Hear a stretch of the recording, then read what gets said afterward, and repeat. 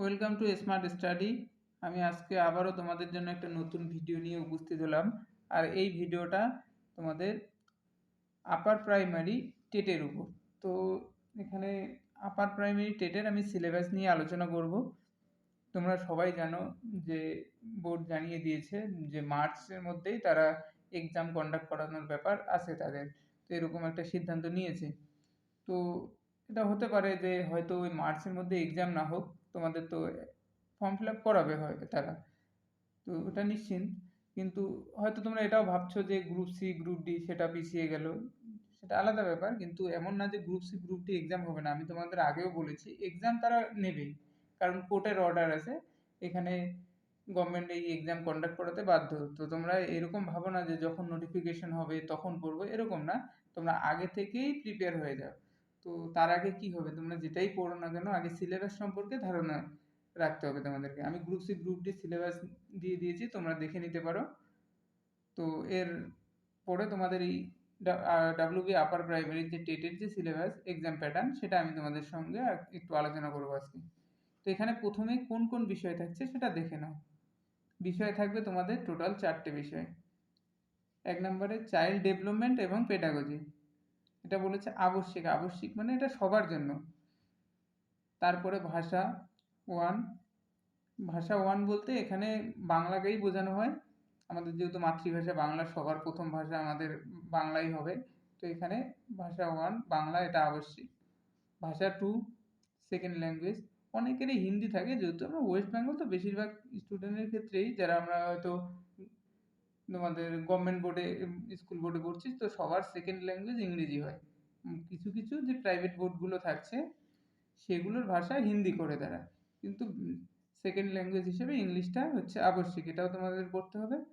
আর একটা পার্ট, 4 নম্বর পার্টটা হচ্ছে সামাজিক অধ্যয়ন বা সামাজিক বিজ্ঞান, যেটা আমরা সাধারণত জিকে জিএস বলে থাকি। জিকে বা জিএস বলে থাকি যে পার্টটাকে, সেই পার্টটার কথা এখানে বলানো হয়েছে।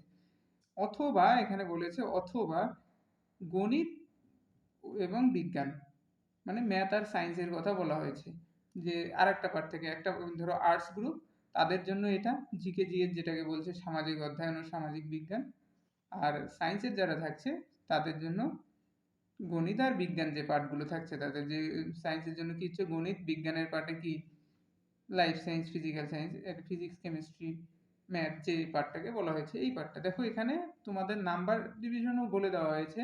চাইল্ড ডেভেলপমেন্ট পেডাগজি, সেটার নাম্বার থাকছে 30টা কোশ্চেন। প্রথম কথা হচ্ছে 30টা কোশ্চেন, 30টা কোশ্চেনে 30 মার্কস, মানে 30 নাম্বার। ভাষাতেও থাকছে তোমাদের কত, 30টা কোশ্চেন, 30 নাম্বার। সেকেন্ড ভাষা মানে ফার্স্ট হচ্ছে বাংলাতেও 30, ইংলিশেও 30 থাকছে তোমাদের। এখানেও 30টা কোশ্চেন, 30 নাম্বার থাকছে। সামাজিক অধ্যয়ন বা সামাজিক বিজ্ঞান অথবা গণিত বা বিজ্ঞানে এখানে থাকছে 60টা কোশ্চেন, 60 নাম্বার। দেখো এখানে 60 60 120 150, তার মানে টোটাল কোশ্চেন থাকছে তোমাদের 150টা কোশ্চেন, নাম্বার হচ্ছে 150। এই হচ্ছে তোমাদের এক্সাম নাম্বার। তো এখানে টাইম থাকবে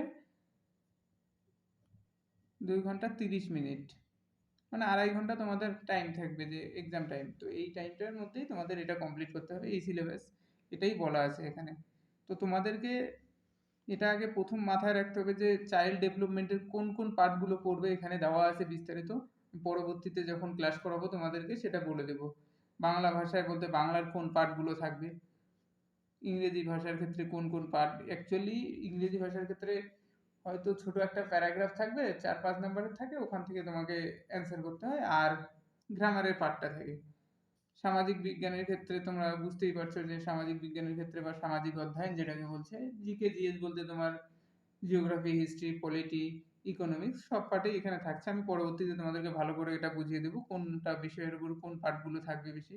গণিতের ক্ষেত্রেও নর্মাল ম্যাথ যেটা হচ্ছে তোমার 9-10 লেভেল থাকবে, 9-10 ক্লাসের উপর ওই যে লেভেলটা, ওই লেভেলের উপর ম্যাথ থাকবে। বিজ্ঞানের ক্ষেত্রেও সেই পার্টগুলোই থাকছে।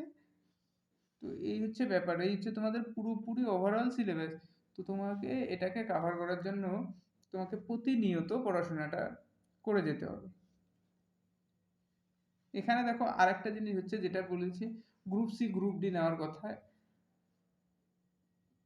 Group C